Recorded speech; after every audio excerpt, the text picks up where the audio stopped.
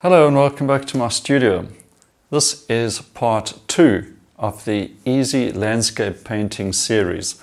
Now, maybe you've seen part 1 and you've had a go at that painting. If you have, congratulations. Now you're going to see another version with that painting. I'm going to show you how to bring a little bit more expressive color to an easy landscape painting. So what you've learned in part 1 you can apply in part 2 with the extra tweaks to create something a little more exciting and colorful. So stick around and see how this painting is going to turn out.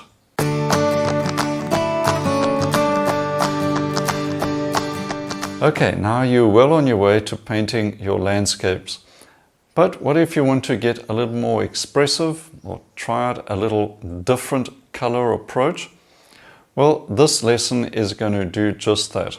We're going to take things a step further, add an extra color to the palette as well, and show you a different method of simplifying and getting a more impressionist and more expressive look to the painting. It's not very difficult at all. You may find this, in fact, a little easier. It depends on how you feel about the painting. Maybe you want to get some more color and bigger brush strokes and a lot more paint involved.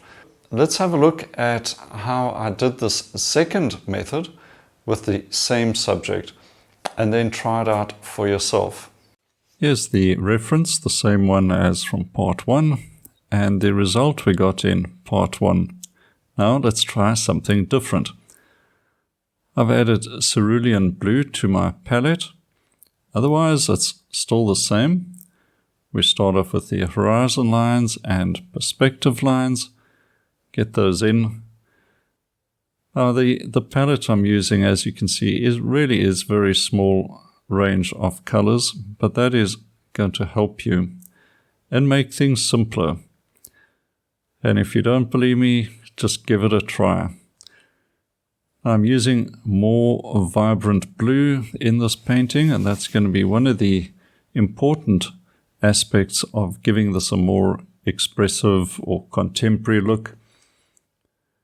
That cerulean blue brings a lovely, cool, vibrant blue, and it also creates more vibrant colors mixed with the other primaries as well. Adding a bit of yellow to that is going to give us a more luscious looking blue.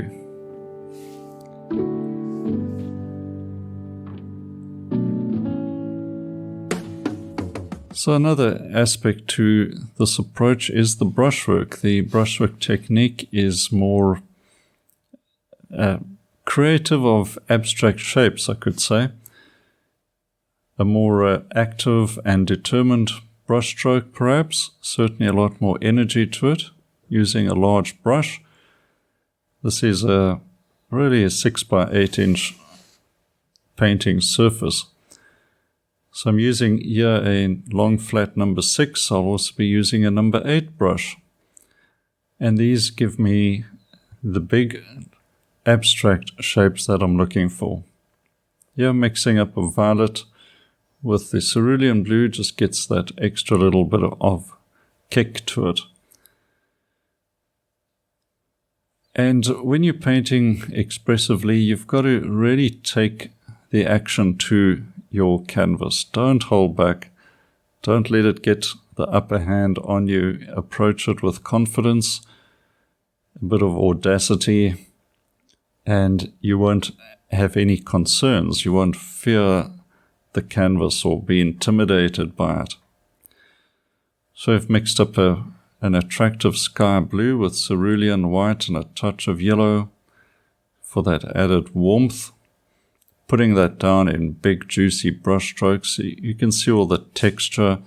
That's obviously a big plus of using bristle brushes. For this style of painting, you want that texture. You want the marks of the bristles. And why is that? Because it shows up with the light as well. It picks up those marks, creates an extra element of excitement to the painting surface.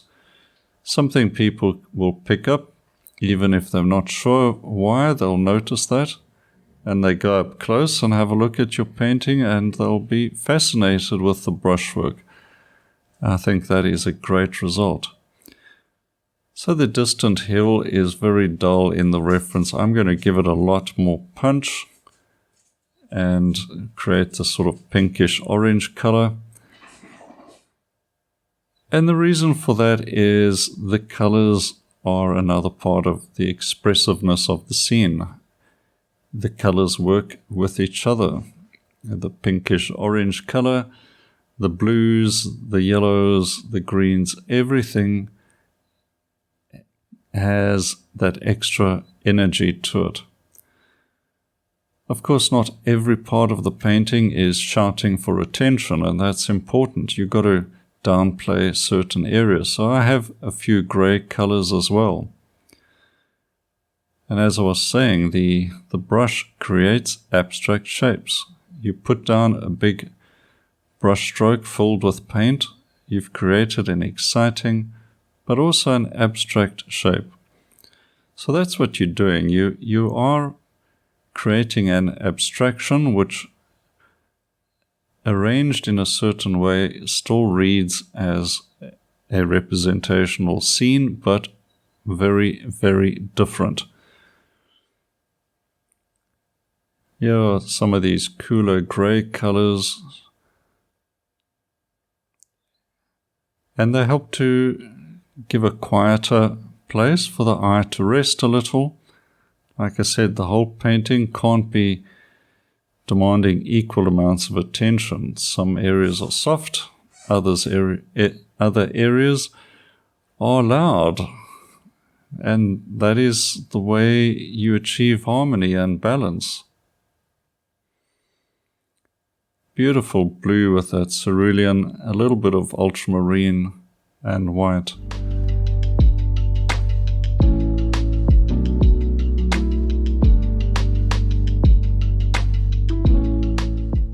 Softer greens in the distance to create some of that aerial perspective. And that's an important part of all representational painting, is still getting that three-dimensionality to the scene.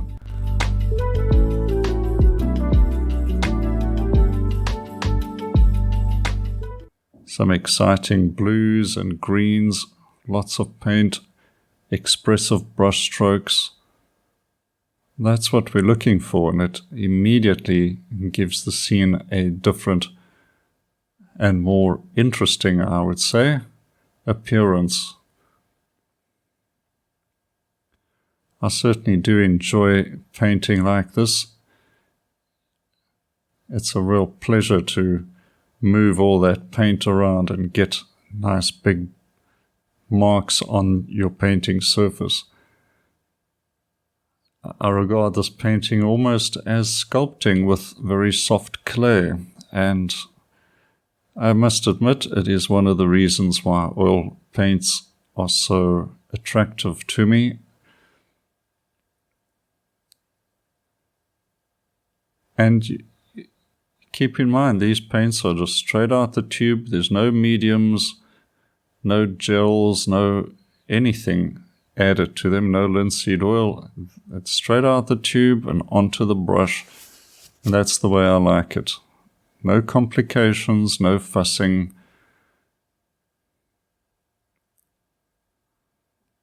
And this way of painting is very helpful to your pocket as well. You don't have to supplement your materials. Just get the paint and your brush. Mixing up a range of greens, pretty much like I did in part one as well. But just with that added zing to it because of that cerulean blue. And you've noticed I have painted all parts of the painting surface. I don't concentrate on one area alone. I try to keep the brush moving all over, and in this way the painting gets a more cohesive harmony. I try to balance colors around the the painting surface as well. And a small palette of colors makes that easier to achieve.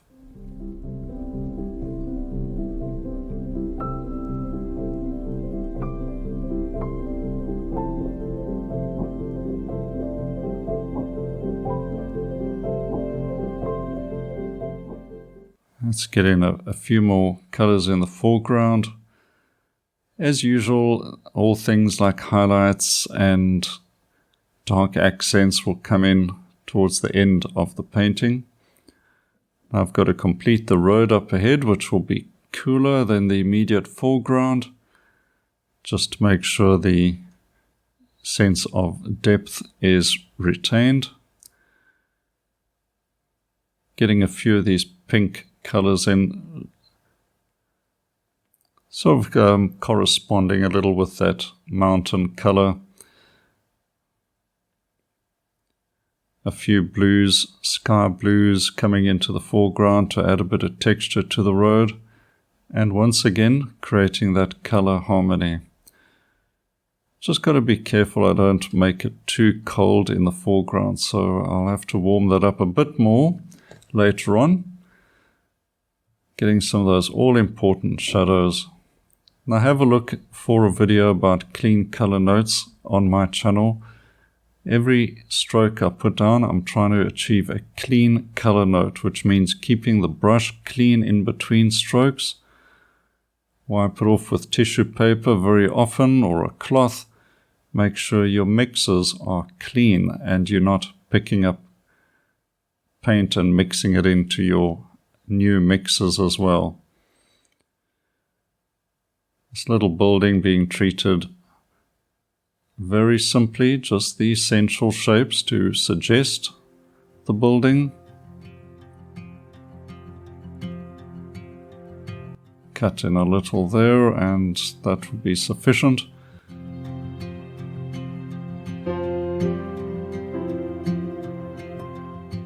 Clean color notes, these light blues, just tidying up at the same time.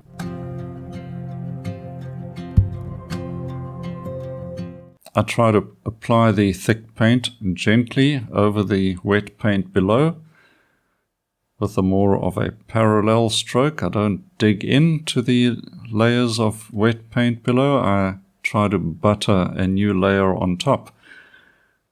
And that's how you avoid a lot of mixing and muddying up of color. Put down a stroke of color like this, then leave it alone. Pick up the brush, move on.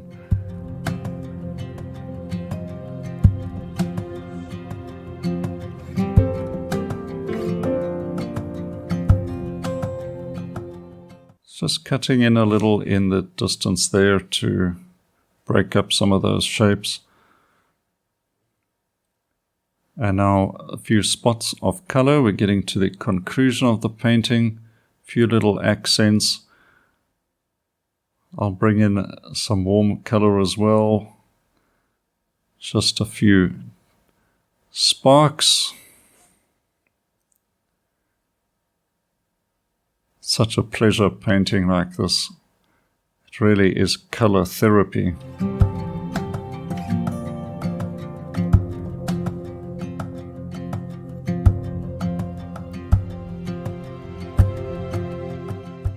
All right, I think we're going to get in just these telephone poles or utility poles for a bit of structure, and those vertical lines create that.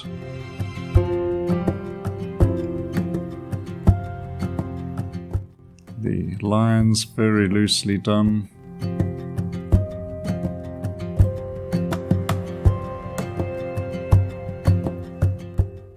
I'll add a figure as well, just for a touch of life and interest, and a little focal area. Touch of burnt sienna for the face and hands. Just adjust the size of the head there a little. Bit more warmth, I think, in the foreground, and in the road just around the figure there. Big brush, big shapes, lots of energy.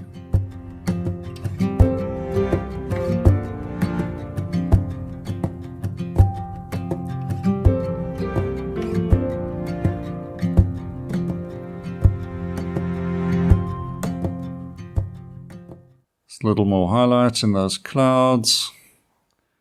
And then we're pretty much done. Time to sign off, get the tape off.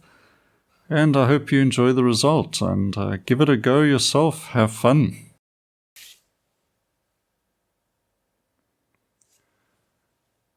I'm quite pleased with this result, I must say, and we'll compare it to the first one. You can see quite a difference.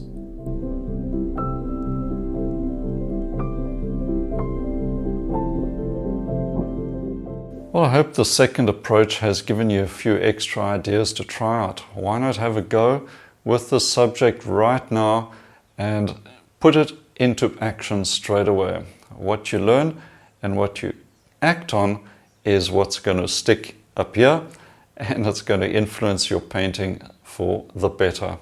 Now remember, I've got a couple of free courses for you. You can find a link up here and also in the description.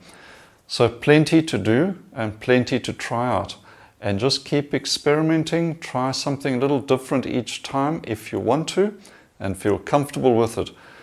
Just go easy on yourself and push forward, and great results are going to happen. There's no doubt about it. And don't forget to try out the lessons in the free course as well, and share the results in my community page.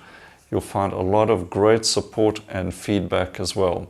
Now don't forget, subscribe, hit the notification bell so you don't miss the next video.